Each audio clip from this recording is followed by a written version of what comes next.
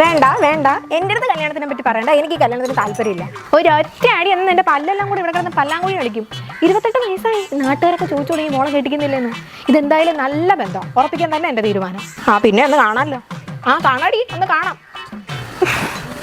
എടാ മോനെ, ഈ പെണ്ണിനൊന്ന് നോക്കടാ, നല്ല പെണ്ണാടാ. എൻ്റെ അമ്മ നിങ്ങളുടെ അടുത്ത് എത്ര വട്ടം ഞാൻ പറഞ്ഞു എനിക്ക് കല്യാണം വേണ്ടെന്ന്. കാല വരെ തൂക്കി ഞാൻ നിലത്തടിക്കും കേട്ടോ. 10-31 വയസ്സായി, ഇനിയിപ്പോൾ എപ്പോൾ കെട്ടാനിരിക്കുവാ? മൂക്കിൽ പല്ല് മുളച്ചിട്ടോ? എനിക്കാണെങ്കിൽ ഒരു പേരക്കുട്ടിയൊക്കെ കണ്ടിട്ട് കണ്ണടക്കണമെന്ന് ഭയങ്കര ആഗ്രഹമാണ്. നീ നോക്കിയോ, ഞാനിത് നടത്തുമല്ലോ. ഇതേ തള്ള ചുമ്മാ സീനാകല്ലേ. നീ കണ്ടോ, ഞാനിത് നടത്തുന്നേ കണ്ടോ.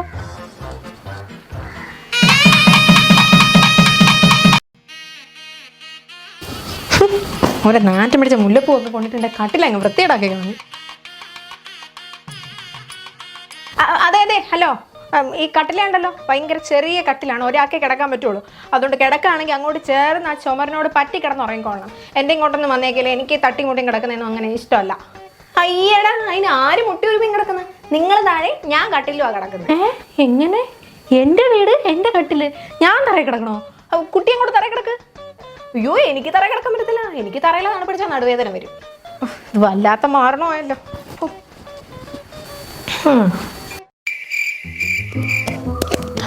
എന്തൊരു പാത്രമാണോ. 1, 2, 3.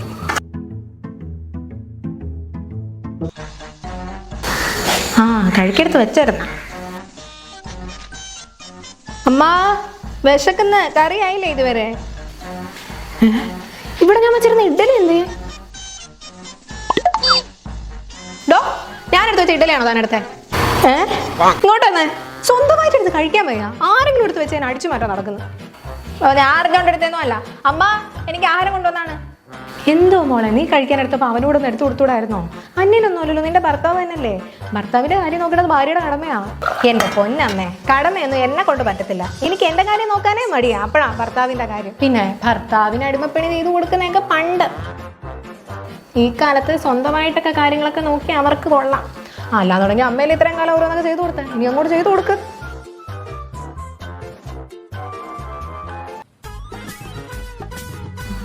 ഏതിനാ മോനെ പ്രശ്നം? ചോക്കിനാണോ അത് ലൈറ്റിനാണോ? ഇത് ട്യൂബിന്റെ തന്നെ പ്രശ്നം. അടിച്ചു പോയെന്ന് തോന്നുന്നു, കുറച്ച് നാളായില്ലേ. മോളെ എങ്ങോട്ടാ? അത് അമ്മ വിളിച്ചായിരുന്നു അമ്മേ രാവിലെ. കല്യാണത്തിന്റെ പട്ടുസാരിയൊക്കെ വെയിലത്തിട്ട് ഉണക്കാൻ പറഞ്ഞു, അല്ലെങ്കിൽ ചീത്തയായി പോകുന്നു. ഉണക്കാനാണെങ്കിലേ രണ്ട് ഇവന്റെ കല്യാണത്തിന് പാർട്ടിയുടെ തുണിയില്ലയോ, അത് അഴിച്ചിട്ടത് അവ കട്ടിലിൽ കിടക്കുക. അതുകൂടെ ഒന്ന് വെയിലത്ത് കൊണ്ടിടുവോ?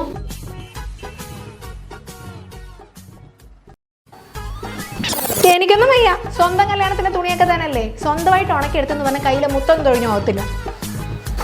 തന്റെ ആവശ്യം ഉണ്ടായിരുന്നു അമ്മയ്ക്ക്, വെറുതെ എന്നെ നടന്നെടുത്താൻ വേണ്ടി.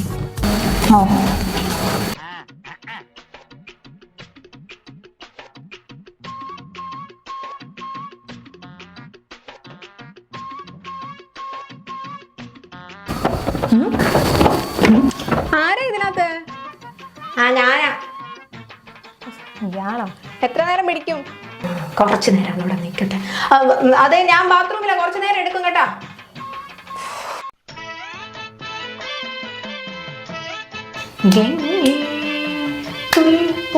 കേട്ടി തുണി വാ.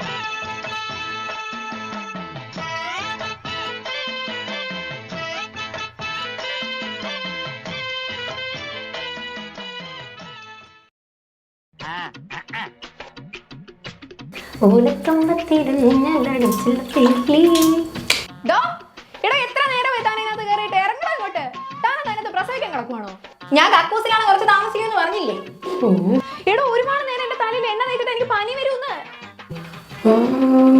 താൻ മര്യാദക്ക് ഇറങ്ങുന്ന ഞാൻ പൈപ്പ് ഓഫ് ചെയ്യട്ടെ. കഴിഞ്ഞു.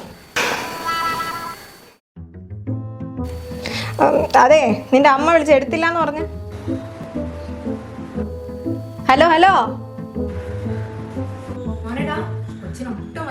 നീ ആ മെഡിക്കൽ സ്റ്റോറിൽ പോയി പനിക്കുള്ള മരുന്ന് മേടിച്ചു കൊടുക്കും. കുറവില്ലെങ്കിൽ നമുക്ക് ആശുപത്രി കൊണ്ടുപോകാം. അതെ, പനിക്കുള്ള ഗുളിക വാങ്ങിച്ചിട്ടുണ്ട്, എണീറ്റാ കഴിക്കാം. പതുക്കെ എണീറ്റാ മതി. എന്താ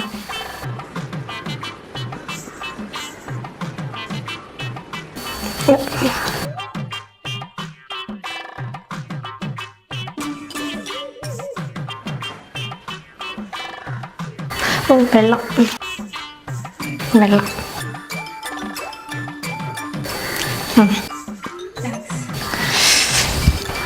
അമ്മ